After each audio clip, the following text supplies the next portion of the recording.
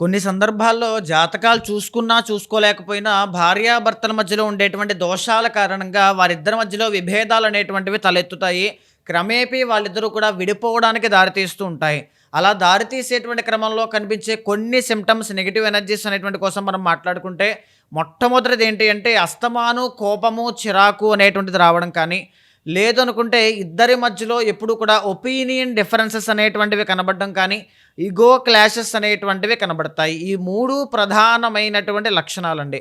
నాలుగోదేంటి అంటే, ఆ వ్యక్తి తీసుకున్నటువంటి డెసిషన్ అది భార్య కానీ, భర్త కానీ నచ్చకపోవడం, దూరంగా వెళ్ళిపోవాలనుకోవడం, ఇంటికి రావాలంటే చాలా స్ట్రెస్‌గా ఫీల్ అవ్వడం, ఎప్పుడెప్పుడు ఇంట్లోంచి బయటికి వెళ్ళిపోతానా అనుకోవడం, లేకపోతే ఇరువురికి కూడా వాళ్ళిద్దరి మధ్యలో గౌరవము అనేటువంటిది లేకపోవడం, ఒకరినొకరు చిన్న చూపు చూసుకోవడం లాంటివి కనబడుతూ ఉంటాయండి.